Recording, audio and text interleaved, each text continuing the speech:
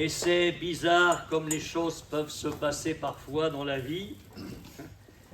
Ça se passait à Rouen il y a des dizaines d'années en arrière. C'était le début de réunion comme celle-ci cet après-midi.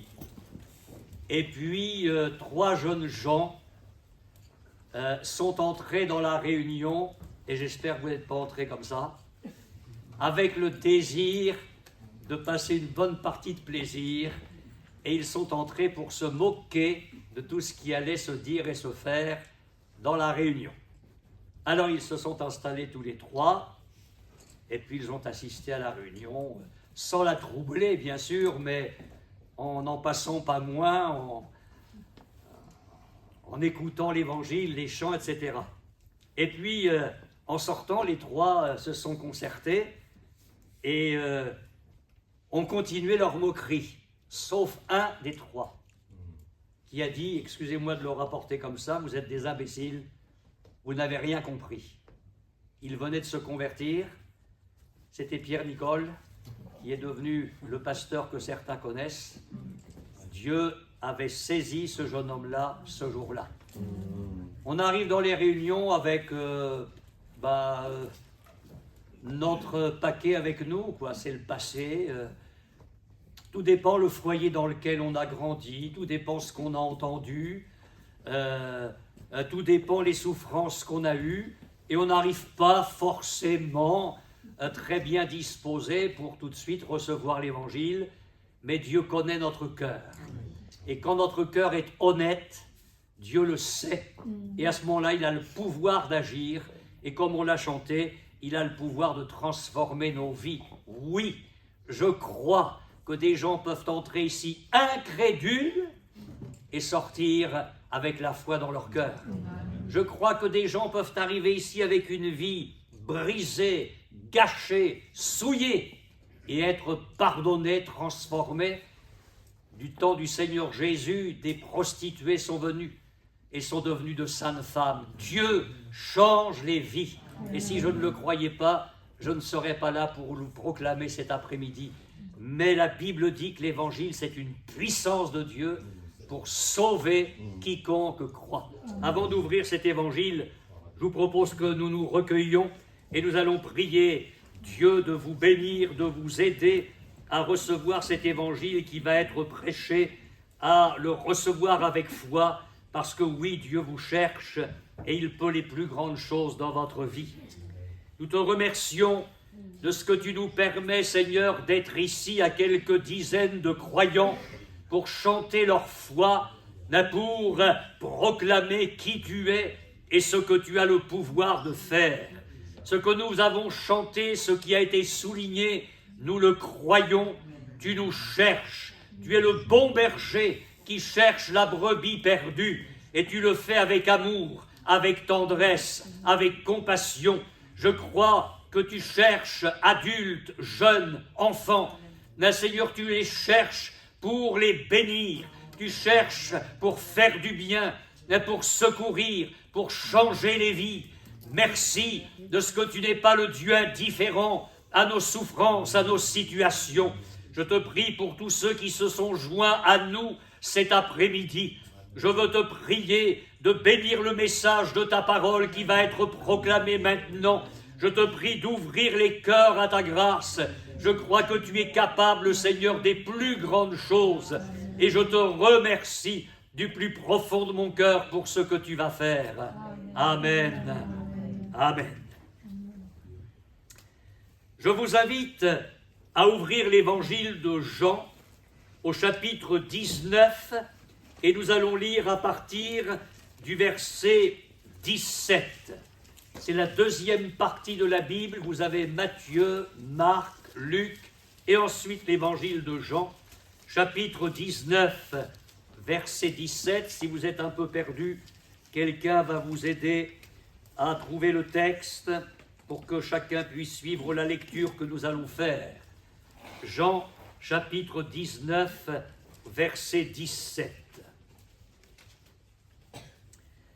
Jésus, portant sa croix, arriva au lieu du crâne qui se nomme en hébreu Golgotha. c'est là qu'il fut crucifié, et 2 autres avec lui, un de chaque côté, et notez bien, et Jésus au milieu. Et Jésus au milieu. Pilate fit une inscription qu'il plaça sur la croix et qui était ainsi conçue: Jésus de Nazareth, roi des Juifs. Beaucoup de Juifs lurent cette inscription parce que le lieu où Jésus fut crucifié était près de la ville. Elle était en hébreu, en grec et en latin. Les principaux sacrificateurs des Juifs dirent à Pilate: n'écris pas roi des Juifs, mais écris qu'il a dit: je suis roi des Juifs. Pilate répondit: ce que j'ai écrit, je l'ai écrit. Les soldats, après avoir crucifié Jésus, prirent ses vêtements et ils en firent 4 parts, 1 part pour chaque soldat. Ils prirent aussi sa tunique, qui était sans couture, d'un seul tissu depuis le haut jusqu'en bas. Et ils dirent entre eux: ne la déchirons pas, mais tirons au sort à qui elle sera. Cela arriva afin que s'accomplît cette parole de l'Écriture: ils se sont partagés mes vêtements, et ils ont tiré au sort ma tunique. Voilà ce que firent les soldats. Près de la croix de Jésus se tenaient sa mère et la sœur de sa mère, Marie, femme de Clopas, et Marie de Magdala. Jésus, voyant sa mère et auprès d'elle le disciple qu'il aimait, dit à sa mère: femme, voilà ton fils. Puis il dit au disciple: voilà ta mère. Et dès ce moment, le disciple l'a pris chez lui. Après cela, Jésus, qui savait que tout était déjà consommé, dit, afin que l'écriture fût accomplie: j'ai soif. Il y avait là un vase plein de vinaigre. Les soldats en remplirent une éponge, et l'ayant fixée à une branche d'hysope, ils l'approchèrent de sa bouche. Quand Jésus eut pris le vinaigre, il dit: tout est accompli, et baissant la tête, il rendit l'esprit. Et nous arrêterons ici notre lecture. J'ai souligné il y a quelques secondes la fin du verset 18, et Jésus au milieu. Et ce sera mon message cet après-midi. Jésus au milieu. Parce que nous trouvons cette expression plusieurs fois dans les évangiles. Ça n'a l'air de rien, ça. Mais Jésus au milieu, ça veut dire que Jésus n'est pas absent. Ça veut dire que Jésus n'est pas indifférent, étranger à nos problèmes. Il est là au milieu des hommes, il est là pour parler, il est là pour agir, et comme nous l'avons chanté, il est là comme la solution à nos problèmes, quels qu'ils soient. Un jour, Jésus se trouvait sur le rivage, au bord d'une plage, et tandis qu'il était là, au milieu de la foule, les gens l'écoutaient, les gens étaient captivés par ce que Jésus disait, et une petite femme est arrivée.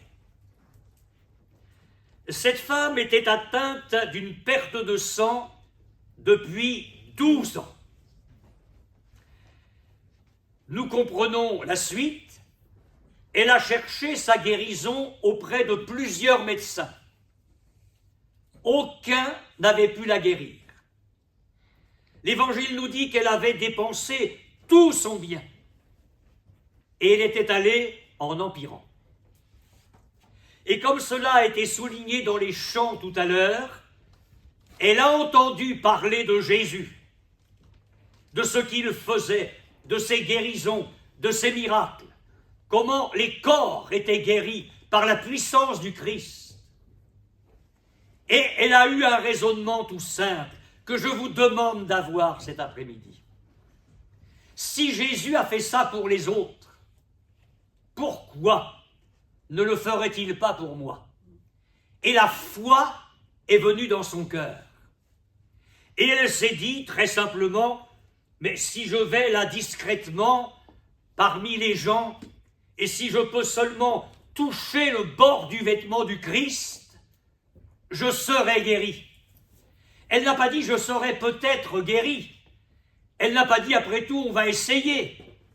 La foi était dans son cœur. Elle se disait en venant à la réunion, je serai guéri.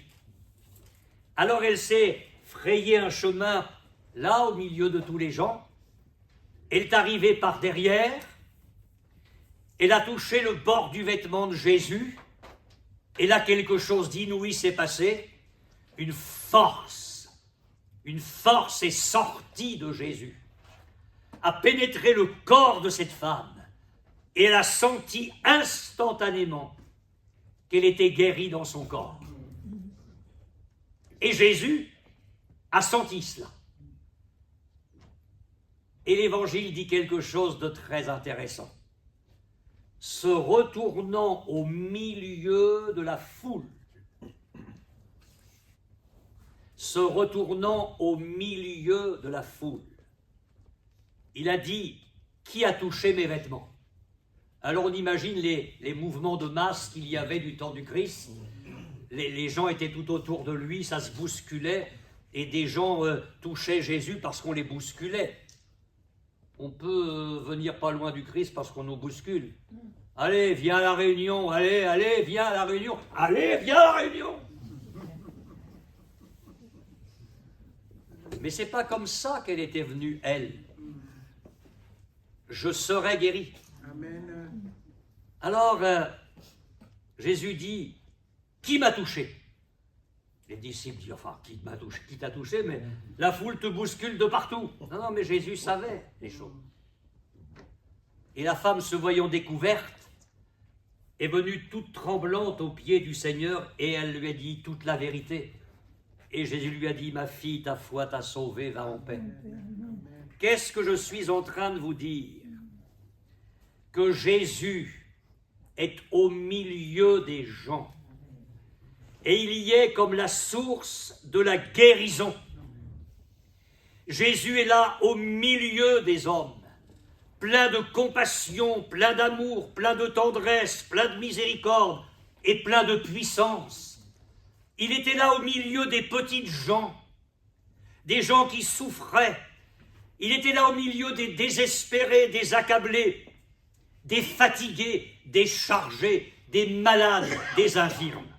Moi, j'aurais voulu être là. Des aveugles, des sourds, des muets, on portait des paralytiques. Il était là, au milieu de la foule. Et il apportait la guérison. C'était la première réunion dans une ville que nous ouvrions à l'Évangile. Et une femme était là, atteinte d'une maladie de cœur très grave, puisque son dossier avait été l'objet d'un colloque mondial des cardiologues.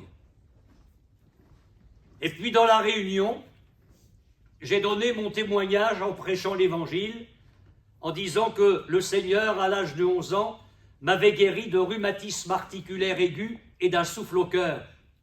Mais moi, je ne savais pas qu'il y avait cette femme avec ce problème. Et quand elle est venue, au moment où nous prions pour les malades, pour que je lui impose les mains, je lui dis, mais pourquoi vous venez?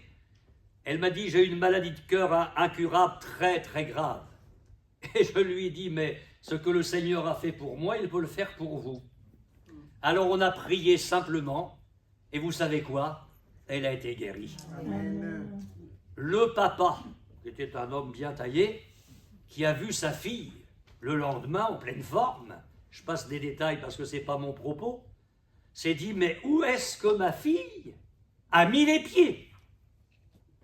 Alors le jeudi suivant, le papa était à la réunion comme vous dans l'auditoire, angine de poitrine, arthrose dans la hanche, et il devait se faire opérer de la prostate. C'était un homme bien taillé, mais timide. Et au moment où on a prié pour les malades, il n'a pas osé s'approcher. Mais Dieu connaît nos cœurs. Et là, à sa place, c'était la première réunion, c'était la première fois de sa vie qu'il priait. Il a simplement dit, j'entends encore son témoignage plus tard, « Seigneur, guéris-moi de tous mes maux. » Le Seigneur l'a guéri de l'angine de poitrine, il l'a guéri de l'arthrose dans la hanche, et il n'a jamais été opéré de la prostate. Jésus, au milieu de la foule, pour guérir. Ce jour-là, il y avait quelques dizaines de personnes, comme ici cet après-midi, mais ce n'est pas le nombre qui compte. Que nous soyons quelques dizaines ou des milliers, Jésus est là, au milieu de nous, pour guérir. Alors j'aimerais que vous croyiez cela, vous qui souffrez dans votre corps. Quelle que soit la maladie, quel que soit le handicap, croyez que Jésus a le pouvoir de vous guérir cet après-midi. Jésus, au milieu de la foule, il s'est retourné, mais il était là pour guérir. Et puis, une parenthèse pour mes frères et amis chrétiens, je vous supplie de le croire, pour les autres aussi. Alors dimanche prochain, amenez des gens mal en point. Plus ils seront moins mal en point, plus ça sera mieux. Parce que Jésus est capable de guérir. Il est capable de guérir, non pas seulement d'une petite grippette, mais le Seigneur est capable de guérir les maux les plus graves. Nous l'avons vu. Jésus au milieu de la foule pour guérir.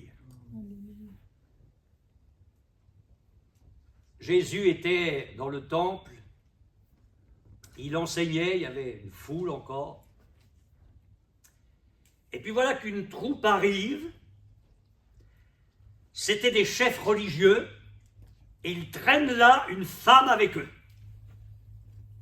Et ils la mettent là, devant le Christ, en disant, on a surpris cette femme en flagrant délit d'adultère. Alors toi, qu'est-ce que tu dis? Et il disait cela pour éprouver, pour accuser le Christ. Je vais faire court et simple. Si Jésus avait dit, selon la loi de Dieu dans l'Ancien Testament, première partie de la Bible, lapidez-la, ben c'était pas la peine qu'il prêche l'amour et le pardon après. Et puis s'il avait dit, laissez-la aller, il se mettait en porte-à-faux par rapport à la loi de Dieu. Le piège était de taille. Alors la femme est là debout, son péché est clair, il a été dévoilé, il a été connu. Et Jésus est là, piégé par les chefs religieux. Mais avant de piéger le Christ, il faut se lever de bonne heure, de très bonne heure. Alors, il s'est baissé. Et puis il a commencé à écrire avec son doigt sur la terre. Certains ont essayé d'aller chercher ce que Jésus avait écrit. Moi, je ne me hasarderai pas à ça, parce que si l'Évangile ne le dit pas, c'est que ça ne nous regarde pas. Alors les autres, ils étaient là, ils continuaient à lancer leurs accusations. Jésus s'est relevé, il a dit, écoutez, que celui qui est sans péché jette le premier la pierre contre elle. Il s'est rebaissé à nouveau, il a écrit, je ne sais pas combien de temps. Mais j'aime ce texte de l'Évangile, où il nous est dit, accusés par leur conscience, ils se sont retirés un à un, depuis les plus âgés jusqu'au dernier. Quel était l'âge du plus âgé? J'en sais rien. Quel était l'âge du plus jeune? J'en sais rien. Mais ils sont tous partis. Et vous savez pourquoi ça a commencé par les plus âgés? Oh oui, je pense que vous allez le trouver facilement. Parce que plus on avance en âge, plus on en a sur la conscience. Mais oui. Alors, la suite, elle est magnifique. Ils sont tous partis un à un, et il est dit, voilà ce que l'Évangile souligne, Jésus resta seul avec la femme qui était là au milieu. Au milieu de quoi? Puisque le cercle des accusateurs a fait le vide. Jésus s'est trouvé au milieu des accusateurs de cette femme, et il a réussi dans sa sagesse et dans sa grâce à faire le vide. Femme, où sont ceux qui t'accusaient? Personne ne t'a-t-il condamné? Eh bien, moi, je ne te condamne pas non plus. Va et ne pêche plus. Non pas va et va retrouver ton amant. Ah non, non, non, l'évangile, c'est pas ça. L'évangile, c'est pas Dieu qui nous aime tellement qu'on peut continuer à vivre dans la boue. C'est l'évangile qui nous pardonne, qui nous transforme pour vivre une vie différente. Ce que je voulais vous dire ici, c'est que Jésus s'est trouvé au milieu des accusateurs pour prendre la défense de cette femme et la tirer de son mauvais pas. Je ne sais pas quel a été le parcours des uns ou des autres, mais quand notre vie n'a pas été ce qu'elle aurait dû être, et c'est vrai pour beaucoup de gens qui sont dehors aujourd'hui, les accusateurs parfois sont nombreux. Les gens qui méprisent, les gens qui parlent, les gens qui calomnient, les gens qui colportent. Quel bonheur de trouver en Jésus la source de la grâce, celui qui va vraiment purifier nos cœurs et changer nos vies, celui auprès duquel nous allons entendre cette parole, je ne te condamne pas non plus. Tu peux venir à moi, tu peux me confesser tes péchés, je suis prêt à pardonner tout ton passé, je suis prêt à passer l'éponge sur tout cela et à transformer ta vie. Et puis ce texte magnifique, celui que nous avons lu, c'est là qu'il fut crucifié. 2 autres avec lui. Et on sait qui? Des criminels, des fripouilles, des bandits. Et l'Évangile précise, comme si ça ne suffisait pas, et Jésus au milieu. Une croix. Au milieu de 2 autres. Jésus le pur, le saint, le juste. Au milieu de la souillure du péché. Et il est là dans son abaissement, dans son humiliation, dans son obéissance, lui le juste, le pur, au milieu des malfaiteurs. Et il est là pour nous sauver. Des siècles auparavant, un prophète de la Bible avait dit « Il a été mis au nombre des malfaiteurs ». Et cela a eu lieu. La parole de Dieu s'est accomplie à la lettre. Au milieu des brigands. Au milieu de la foule, au milieu des accusateurs, au milieu des brigands, au milieu de la foule, il est la source de la guérison. Au milieu des accusateurs, il est la source de la grâce. Et au milieu des brigands, il est la source de l'amour parfait de Dieu. D'un Dieu qui est prêt à aller nous chercher dans les choses les plus misérables, alors qu'on a l'impression que non, c'est pas possible qu'il nous sauve, mais oui, il le fait. J'aime beaucoup ce texte de la Bible qui dit que là où le péché a abondé, la grâce de Dieu a surabondé. T'as des péchés hauts comme ça, la grâce de Dieu va aller au-dessus. T'as des péchés hauts comme ça, la grâce de Dieu passera au-dessus. Tu as des péchés d'une hauteur qu'il n'est pas possible d'imaginer, la grâce de Dieu est encore plus haute, plus grande. Elle peut tout submerger. Dieu est le Dieu qui pardonne toute iniquité. Et puis, Jésus est ressuscité. Alors le matin de Pâques, une femme va au sépulcre. Et puis là, elle trouve que la pierre est roulée. Elle regarde, le tombeau est vide. Alors elle va vers les disciples, et puis elle dit, mais ils ont enlevé le Seigneur, et je ne sais pas où ils l'ont mis. Alors Pierre et Jean, deux des apôtres du Christ, courent au sépulcre. Et Jean court plus vite que Pierre. Je ne sais pas quelle était la corpulence de Pierre, je ne sais pas combien de poissons il mangeait chaque jour. Mais Jean était plus rapide.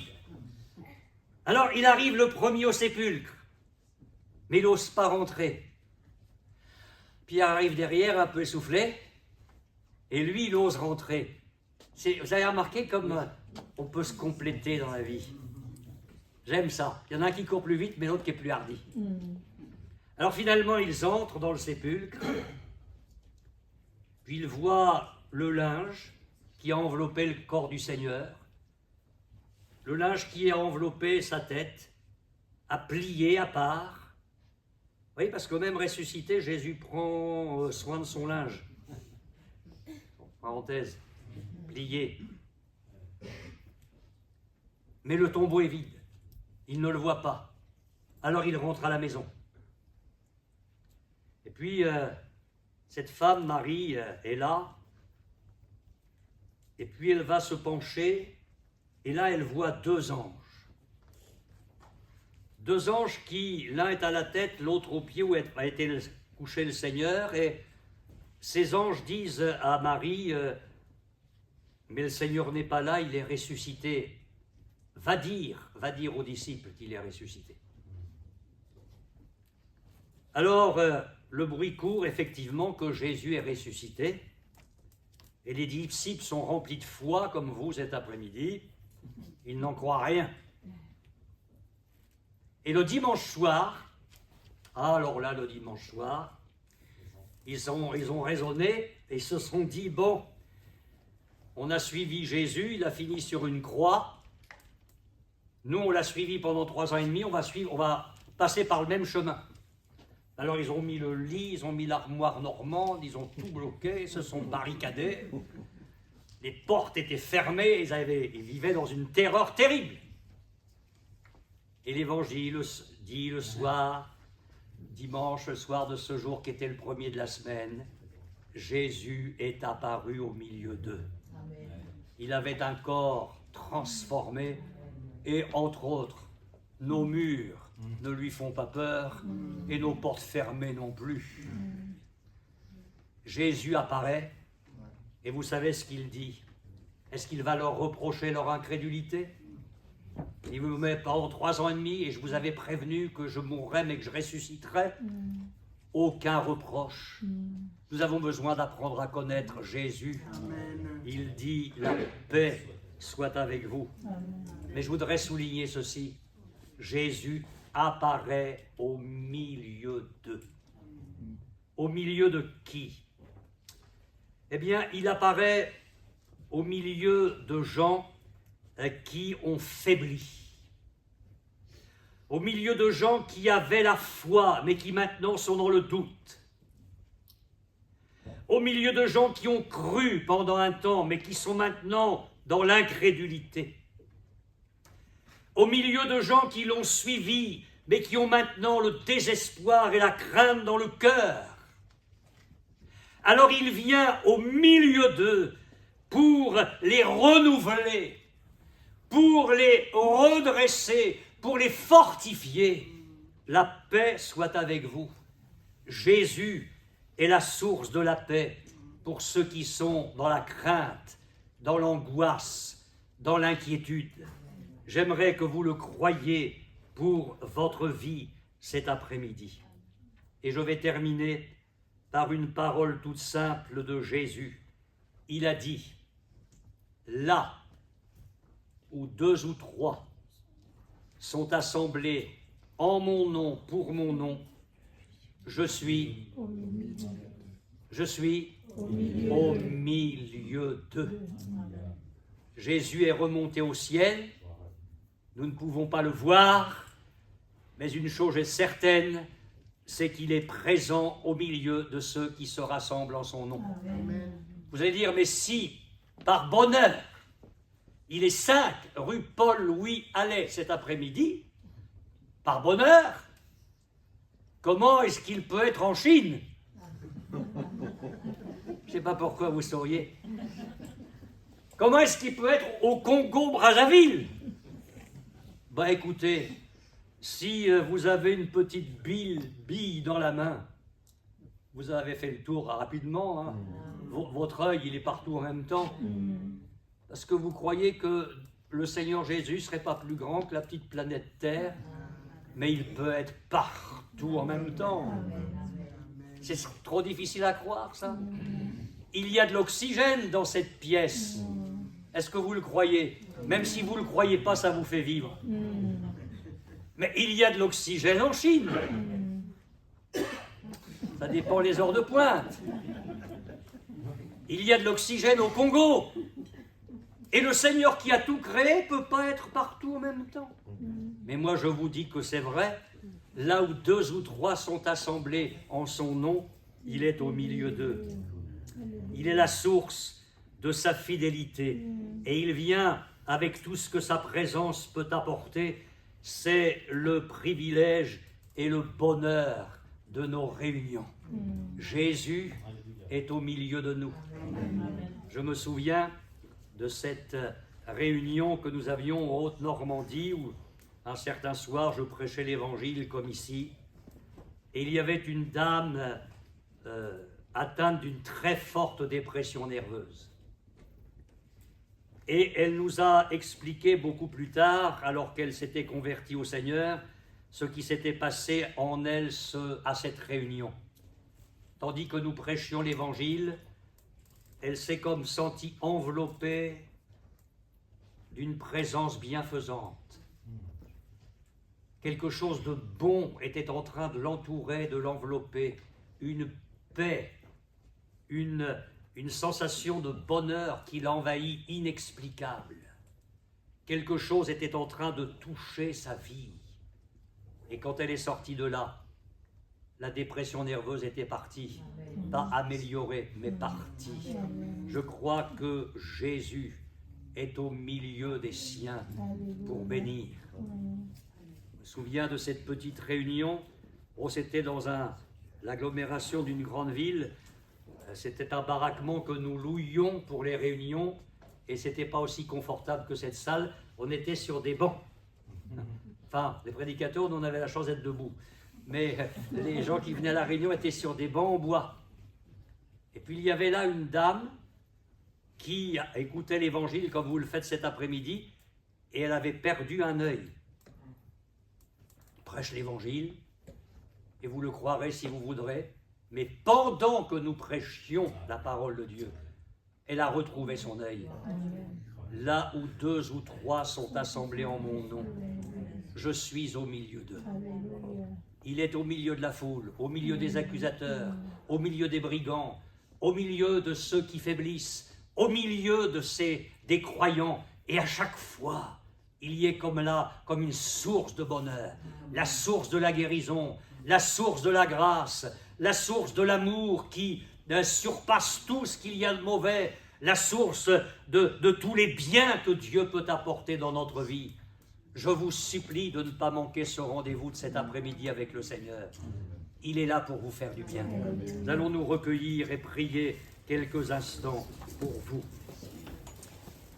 Nous prions, Seigneur, pour que cette parole toute simple d'un Christ au milieu des hommes puisse pénétrer le cœur de ceux qui ont besoin d'être touchés par ta grâce. Tu sais les besoins des uns et des autres cet après-midi, et nous voulons avoir foi dans ton évangile, foi dans cette parole toute simple. Oui, tu es au milieu des hommes, au milieu de nous, parce que tu ne veux pas rester un Dieu étranger, indifférent, mais tu veux nous montrer à quel point tu nous aimes, à quel point tu veux agir dans nos vies. Je sais que tu es la réponse pour les corps malades. Tu es la réponse pour ceux qui sont accusés dans leur conscience. Tu es la réponse pour pardonner les péchés. Tu es la réponse pour redonner l'espoir. Tu es la réponse, Seigneur, pour agir dans nos vies de diverses manières. Je veux te prier pour ceux et celles qui ont besoin de toi cet après-midi, afin qu'ils ne sortent pas de cette réunion sans que tu aies pu agir dans leur vie, qu'ils t'ouvrent leur cœur, qu'ils placent en toi toute leur foi. Merci de ce que tu vas faire dans ta grâce. Nous allons rester.